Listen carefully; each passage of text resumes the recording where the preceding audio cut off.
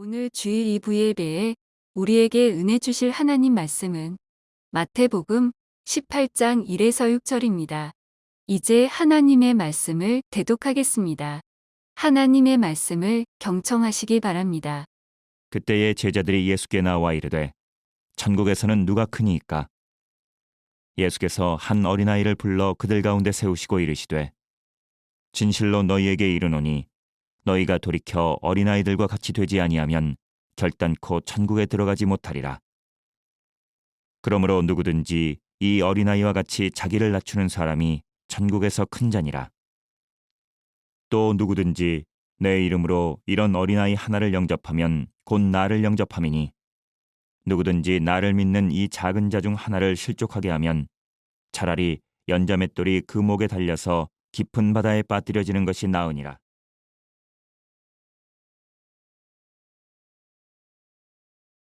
이 말씀은 우리가 잘 아는 말씀이고 이 말씀을 통해서 우리가 낮은 자가 천국에서 큰 자임으로 말미암아 섬김과 헌신에 대한 이야기로 많이 말씀하시는 내용입니다.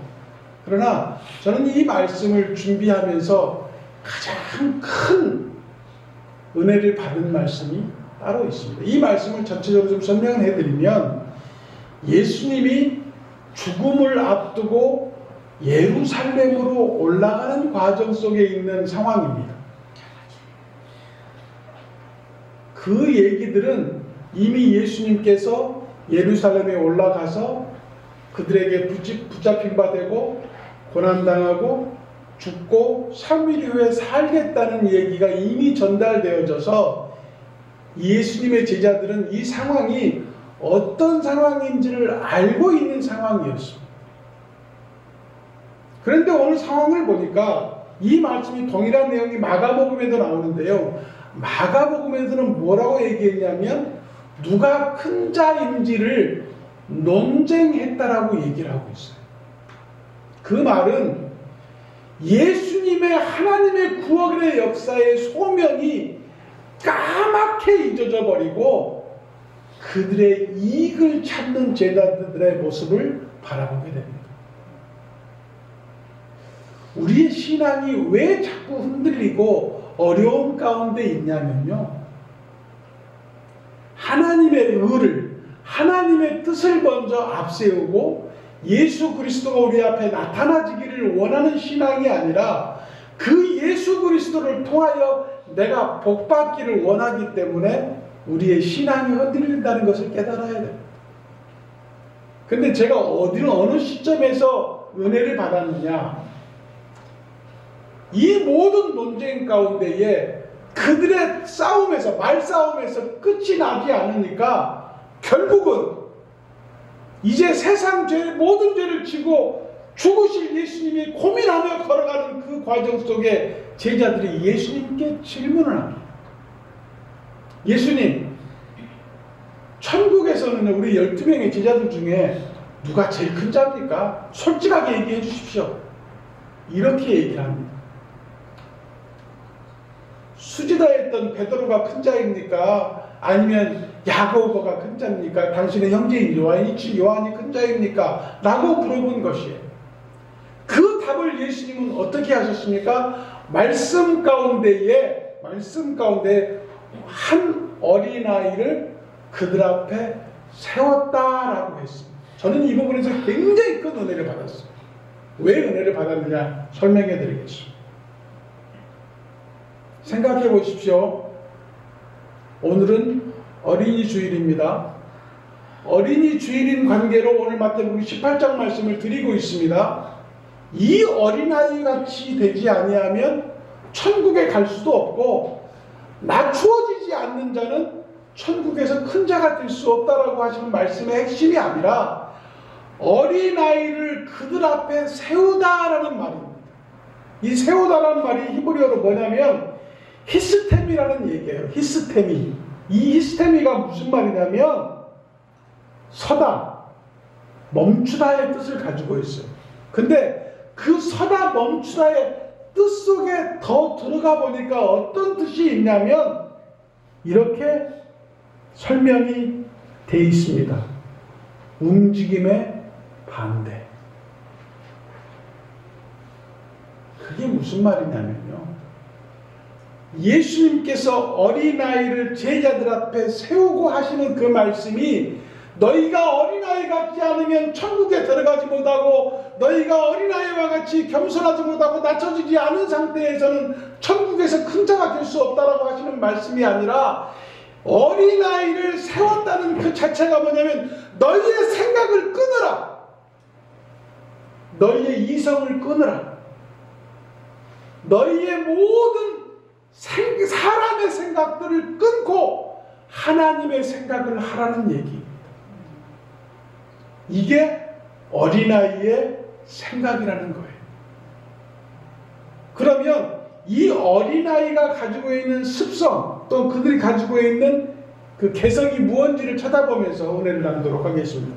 첫 번째로 드리고 싶은 말씀은 어린아이는 신뢰성을 가지고 있다는 거예요. 우리 어머니들, 저도 한 아이의 부모이지만 내 아이의 아기 때를 생각해 보세요. 세상 말로 물고 빨고 뜯고 그렇게 이뻐하게 하면서 키웠던 아이들입니다. 이번에 돌아온 길에 도하 그 공항에서 모든 이제 목사님들, 사모님들 다 앉아서 기다리고 있는데 시간 한 3시간 반을 또 기다려야 되는데 갑자기 비명소리가 났어요. 아! 비명소리가 나더니 거의 맨발에 한 외국인 금발 여자가 뛰어다니면서 뭐라고 막 알아듣지 못하는 얘기를 하는 거예요. 그 넓은 공항에서 아이를 잊어버린 거예요. 소리를 지르면서 쫓아다니면서 아이를 찾다가 한참 걱정을 하고 있는데 조금 있다 울음소리와 함께 아이를 껴안고 입으로 뽀뽀를 하고 껴안고 아이를 찾은 그 모습을 볼 때 우리 목사님 사모님들 얼마나 기쁜지 같이 박수를 쳐주면서 굉장히 기뻐해줬던 기억이 났습니다. 사랑하는 성도 여러분, 우리가 아이와 부모의 관계에서 아이가 부모에게 기쁨을 주는 이유가 뭐냐면 신뢰예요. 신뢰가 뭐냐면 아이가 부모라는 그 말 하나로 인해서 평안함과 안정감과 내가 누릴 수 있는 자유함을 누릴 수 있다는 아이의 기본적인 신뢰가 있기 때문에 절대적인 의지가 있는 신뢰라는 거예요. 그러면 우리가 어린아이에게서 배울 수 있는 첫 번째 신뢰성은 우리의 믿음이 하나님께 온전히 드려지는 믿음인지 우리의 신앙이 하나님을 온전히 신뢰하고 인정하고 있는지를 돌아봐야 된다는 것입니다. 우리의 신앙이 어린아이같이 신뢰성을 하나님을 가지를 확보하지 못한다고 하면 언제든지 하나님과는 나는 거래관계가 될 수가 있어요. 세상에서 무당들이 하는 짓거리와 그 무당을 통하여 뭔가 해결점을 얻고자 하는 그런 무당의 국가 같은 역할과 똑같은 것밖에 될 수가 없어요. 그러나 우리 속에 하나님이 절대적으로 살아계시고 그 말씀을 의지하여 순종하고 모든 것들을 헌신하려고 하는 신뢰를 갖는 동시에 하나님은 우리에게 절대적인 사랑과 은혜를 줌을 우리는 깨달아야 된다는 것입니다. 히브리서 11장 6절 말씀을 다 아는 말씀이지만 같이 한번 읽어보겠습니다. 시작. 믿음이 없이는 기쁘시게 못하나니 하나님께 나아가는 자는 반드시 그가 계신 것과 자기를 찾는 자들에게 상 주시는 이심을 믿어야 할지니라. 이 말씀을 통해서 믿음이 없이는 기쁘시게 못한다는 그 믿음이 어떤 겁니까? 바로 신뢰입니다. 그 믿음은 내가 얼마나 하나님을 신뢰하고 신앙하고 있느냐가 12에서 11장 6절의 말씀과 같은 것입니다. 사랑하는 성도 여러분, 하나님을 얼마나 신뢰하고 계십니까? 그 하나님을 얼마나 진정성 있게 내 구주로 모시고 살고 있습니까? 요한복음 1장 12절 말씀을 같이 읽겠습니다. 요한복음 1장 12절 시작. 영접하는 자, 곧 그 이름을 믿는 자들에게 하나님의 자녀가 되는 권세를 주셨습니다.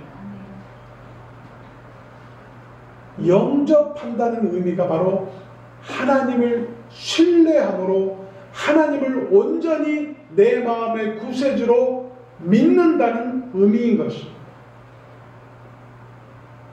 우리 신앙의 신뢰성, 우리 신앙의 온전함은 하나님께서 판단하시고 하나님께서 우리에게 축복하시는 길임을 깨달아서 하나님의 절대적인 신뢰를 가는 모든 성도들이 되시기를 예수님의 이름으로 축복합니다. 두 번째, 어린이의 신뢰성과 두 번째, 어린이들의 단순성을 배워야 해요.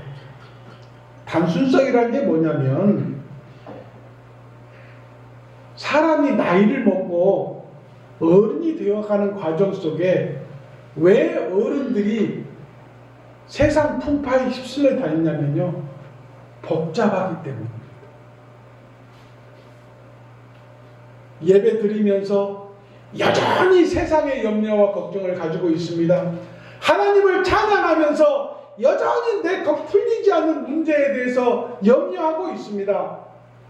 주 앞에 기도하고 말씀 들으면서 여전히 나에게 숙제로 남겨진 문제거리들을 빨리 해결하고자 하나님과 거래하고 있습니다.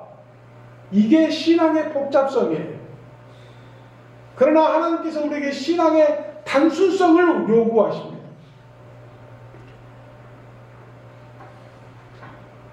현세기 들어와서 영성운동의 큰 스승이었던 리차드 포스터라는 한 목사님이 뭐라고 얘기했냐면, 단순성이야말로 하나님의 백성들의 트레이드마크가 되어야 한다. 왜 그러냐면 우리의 단순성은 두 가지로 표현됩니다. 솔직함과 만족함입니다. 하나님 한 분만으로 만족함을 가질 때에 그 하나님만 있으면 나는 괜찮다는 솔직한 믿음의 심정을 가질 때에 하나님이 역사하시는 거예요. 우리의 신앙이 복잡성을 가지고 여전히 세상과 하나님 나라의 관계에서 중간에 서서 어디로 갈지 모르는 그러한 복잡성을 가질 때에 우리의 뜻은, 우리의 문제는 해결되지 않습니다. 완벽하게 하나님 편으로 설 때 하나님이 우리에게 역사하시고, 우리가 완전히 하나님께 속해 있을 때에 하나님이 우리를 위해서 일하신다는 생각을 알아야 된다는 것입니다. 솔직하다는 것은요, 투명하다는 것입니다. 복잡하다는 것은요, 투명하지 않다는 얘기입니다. 복잡하기 때문에 자기를 가지고 있는 모든 문제나 환경이나 여건들을 남들에게 보일 때에 자주 설명해야도 여러 모양으로 나타내야 돼요. 그러나 솔직하게 되면 그 사람이 가지고 있는 것을 훤히 보기 때문에 보아지는 영적인 문제에 대해서 또는 신앙적인 문제에서 기도할 수 있는 여건과 환경이 마련된다는 것입니다. 예를 들면 이런 거죠. 우리가 아이들에게 장난감을 사주는 이유가 뭡니까? 그걸 가지고 노는 어린아이를 보고 내가 기쁨을 얻기 위해서 그렇습니다. 그러나 이 세상은 장난감이 필요 없는 나라입니다. 아이들에게. 왜? 꼭 장난감이라는 것이 자극적이고, 예를 들어서 버튼 하나 누르면 자동차가 삑삑삑삑 로봇가 돼버리거나, 아니면은 뒤로 잡아다 당겨서 놓으면 갑자기 삐뽀삐뽀 하는 소방차가 되거나, 너무 자극적인 환경 속에서 집중이 돼버리기 때문에 정서적으로 문제가 있을 거라고 저는 생각을 하고, 심리학자들도 그렇게 얘기합니다. 그러나 이 땅에 있는 모든 것들이 장난감이에요. 떨어진 단추 하나가, 또는 종이조각 하나가, 또는 돌아다니는 곤충 하나가 그들에게 장난감이 되고 그들에게 놀잇감이 됨을 우리는 알고 있습니다. 그러나 아이들에게 장난감을 사준다는 이유는 뭐냐면, 아이에게 기쁨을 주는 것보다 내가 기쁨을 얻기 위해서 하는 게 사람의 그 장난감 심리라는 것이죠. 사랑하는 성도 여러분, 우리는 신앙 가운데에 우리의 신앙이, 우리의 행동이, 우리의 말이 우리 다른 사람들에게 보여지는 일들이 그들에게 기쁨을 주는지 슬픔을 주는지 또는 나쁨을 주는지 아픔을 주는지 우리는 아무것도 모르고 행위하고 있는지도 모릅니다. 오히려 그러한 일들을 통하여 그들을 즐겁게 하고 사랑스럽게 하고 따뜻한 온정을 주는 믿음의 행위보다 내가 그렇게 함으로 내가 기쁨을 얻고 그렇게 함으로 내가 만족을 얻기 위해서 살고 있는지도 모릅니다. 우리는 신앙을 복잡하게 생각하면 안 돼요. 주님이 말씀하시는 것처럼 너희는 어린아이 같지 아니하면 천국에 들어갈 수 없다는 그 말씀을 이렇게 생각해 보시죠. 예수님이 공생의 기활을 시작할 때에 니고데모라는 한 사람이 찾아와서 주님, 우리가 어떻게 하면 구원을 얻을 수 있습니까? 할 때 너희가 거듭나지 않으면 거듭나지 않으면 영생을 얻을 수 없다라고 하니 그러면 우리가 엄마의 뱃속으로 다시 들어가야 된단 말이에요. 이 말과 똑같은 거예요. 이 말씀이 오늘 마태복음 18장에 나오는 말씀처럼 너희가 어린아이 같지 아니하면 천국에 갈 수 없는 것은 무슨 말이냐면 우리의 심령이 하나님 앞에 드러나는 모든 것들이 어린아이 같이 하나님만을 신뢰하고 하나님만을 단순하게 생각하는 오로지 하나님만을 바라보는 신앙이 될 때에 하나님께서 우리의 심령을 구원하신다는 말씀인 것입니다. 한 젊은 청년이 세상에 사는 게 너무 힘들어서 높은 산 위에 있는 한 수도원을 찾아서 그 수도원 그 사원에게 스승에게 제가 진리와 행복을 얻기 위해서 여기 와서 공부 좀 하고 싶습니다 라고 하니까 그 수도승이 그렇게 물어봤다고 합니다. 산 위에 오는 동안에 무엇을 보았느냐 라고 하니까 수도원을 찾느라고 미처 주위를 잘 보지 못해서 아무것도 보지를 못했습니다. 그렇게 얘기하니까 수도승이 하는 얘기가 네가 이 산길을 걸어 올라오면서 지나친 많은 꽃들과 또 맑은 물소리와 새들의 행복한 울음소리를 네가 듣지도 못했으면서 이 수도원에 들어와서 네가 진리를 찾고 행복을 찾는다는 것은 잘못된 일이다. 먼저 네 눈앞에 보여진 행복들과 진리들을 깨달을 때까지 다시 오지 말아라고 내려보냈다는 얘기가 있다고 합니다. 사랑하는 성도 여러분, 우리의 신앙 가운데에 신앙이 내 문제를 해결하고 내 나쁨을 선함으로 바꾸고 내 잘못됨을 올바름으로 바꾸기 위해서 신앙하는 것 아닙니다. 우리의 신앙은 주님만을 바라보는 신앙, 오로지 주님만 생각하는 믿음, 이 신앙을 통하여 그것이 바로 어린아이라는 얘기입니다. 어린아이가 부모를 신뢰하고 부모님만 있으면, 부모님과만 함께 있으면 그 마음의 평안과 자유함을 느끼는 것처럼 우리의 신앙이 그렇게 되어야 된다고 말씀하시는 것입니다. 세 번째로 말씀을 드리고 싶은 것은 어린이의 개방성입니다. 왜냐하면 요즘 어린아이들 보면 그러잖아요. 어느 일정한 시기 때 보면 사람만 보면 좋고 좋아서 웃고 방글방글하고 하는 아이들을 바라보게 됩니다. 누구나 받아들입니다. 이게 바로 어린아이의 개방성이라는 것이죠. 그게 무슨 말이냐면 개방성이라는 것은 열린 마음을 얘기합니다. 호기심이라고도 할 수 있습니다. 끊임없는 호기심은 그 무언가를 받아들이려고 하는 마음이 있는 것입니다. 그러나 어른들은 뭐가 있습니까? 나를 보여주기 힘들어합니다. 나를 감추려고 합니다. 나를 폐쇄하려고 합니다. 나를 남들에게 내 진정한 모습을 보이기보다 다른 모습들을 보여서 나를 다른 모습으로 인식하게 하는 것이 사람이 가지고 있는 어른의 모습인 것을 우리가 알 수 있습니다. 그러나 어린아이들을 관찰해 보십시오. 그들에게는 모든 것이 새로운 것이고 끊임없이 탐구하고 끊임없이 알고 싶어하는 것이 어린아이입니다. 우리의 신앙이 이렇게 되어야 합니다. 우리의 신앙이 끊임없이 하나님을 발견하기 위해서, 끊임없이 하나님을 만나기 위해서, 끊임없이 하나님을 사랑하기 위해서 애를 써야 되는 것이 우리의 신앙의 본질인 것입니다.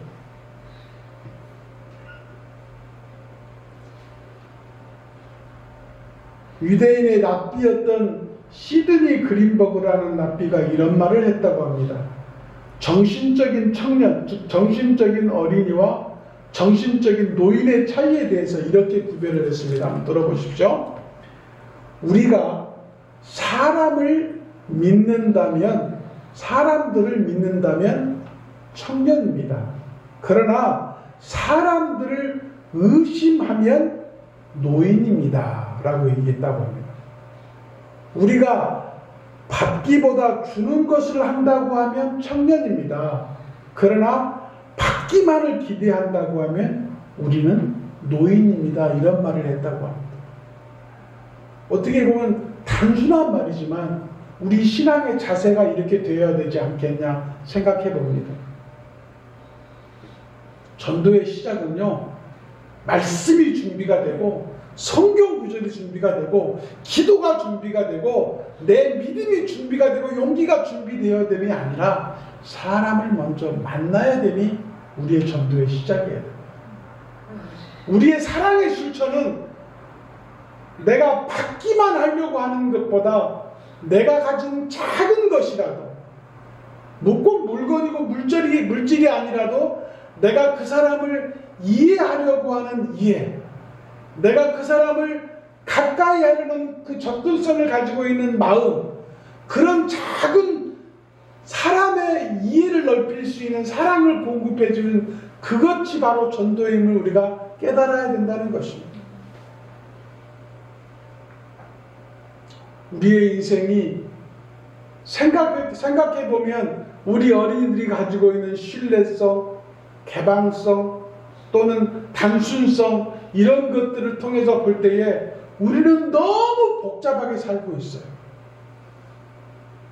하나님을 믿는다고 하면서 절대적인 신뢰를 보이지 아니하고 여전히 양발잡이하고 있는, 세상과 하나님 나라의 양발을 짚고 내가 필요로 할 때의 위치를 바꾸는 신앙을 하고 있는지 아닌지 생각해 봐야 됩니다. 하나님께서 믿는 자들에게 이렇게 말씀하십니다. 시편 48편 14절 말씀을 혹시 아시는지 모르겠습니다. 시편 48편 14절 말씀이 뭐라고 기록되어 있냐면, 이 하나님은 영영이 우리 하나님이시니 우리를 죽을 때까지 인도하시리로다. 이게 바로 오늘 어린이 주일을 통해 우리에게 주시는 말씀입니다. 그 하나님을 믿으셔야죠. 그 하나님을 신뢰하셔야죠. 그 하나님을 신용하셔야죠. 그 하나님이 영원히 우리 하나님이라는 그 인식만 내 속에서 갖고 있다면 그 하나님은 나를 죽는 날까지 인도하신다는 하나님이 되신다는 그 믿음을 우리가 가질 때에, 그게 바로 내가 어린아이와 같이 낮추어지는, 그래서 천국에 들어가지며 또한 천국에서 큰 자로서의 하나님께 상급받는 자가 된다는 것을 성경을 통해서 말씀해 주고 있습니다. 결론적으로 말씀을 드리겠습니다. 참 어린이 주일인데 참 쓸쓸하고 어린이가 없으니까 외롭고 참 허전한 주일입니다만은, 아까 제가 예배 시작하기 전에 말씀을 드린 것처럼 우리의 관계성에 있는 많은 연관관계에 있는 많은 사람들 가운데 아이들이 많이 있습니다. 우리 강 집사님은 손주도 있는데 또 손주 또 한 명 더 나오고 얼마나 좋으실지 모르겠습니다만은 이거 하나님의 축복입니다. 또한 이 하나님의 축복이 온전하게 이루어지기 위해서는 그 아이들이, 준원이나 연지가 하나님 안에서 성장하고 하나님의 말씀으로 양육되어져야 된다고 저는 생각을 합니다. 그래서 이 어린이들이 하나님 앞에 온전하게 성장할 수 있도록 우리는 끊임없이 기도하고 그 하나님께, 우리의 참 부모이신 하나님께 우리 아이들을 의탁하고 맡겨지는 신앙을 가질 때에 하나님께서 우리에게 역사하시고 축복하실 줄로 믿습니다. 사랑하는 성도 여러분, 지금 대한민국의 기독교는 주일학교가 없어진 교회가 너무나 많습니다. 지금 뭐 인구절벽이라고 해서 아이가 안 낳는 없는 세상이 되다 보니까 초등학교도 많이 없어지고, 초등학교 없어지니까 중학교가 없어지고, 중학교가 없어지니까 고등학교까지 없어지는 이런 일들이 많아지고 있습니다. 오히려 지금 유치원보다 더 많이 늘어나는 게 뭔지 아세요? 노인학교랍니다. 이런 세상에 살고 있는데 하나님이 이 땅을 축복하시어서 아이의 울음소리와 아이의 웃음소리가 많아지는 그러한 나라가 되기 위해서는 우리가 먼저 하나님의 절대적인 신뢰, 또 하나님만 인정되어지는 신앙, 또한 하나님을 통하여 축복받을 수 있는 여건이 되기 위해서는 오로지 하나님께만 전폭적으로 의지되어지는 어린아이와 같은 낮아지는 신앙을 통하여 하나님이 기뻐 보시고 하나님이 사용되어지는 백성들이 많아지는 교회가 될 때에, 또한 하나님의 성도들이 될 때에 하나님이 우리를 통하여 축복하시고 우리에게 역사하실 줄로 믿습니다. 우리 모든 성도들이 믿음 안에서 어린아이와 같이 낮아지고 겸손하여지고 하나님께 세워짐을 당하는, 즉 우리의 생각과 우리의 모든 말과 행동들이 어린아이를 세우듯이 우리의 모든 것들을 차단해버리고 오로지 하나님만 드러나는 신앙이 될 때에 우리의 모든 신앙생활이 성공적인 신앙이 될 것이라는 것을 믿고 그 하나님의 인도함을 받기 위하여 영영이 하나님만을 따르는 믿음의 성공자들이 되시기를 예수님의 이름으로 축복합니다. 아멘.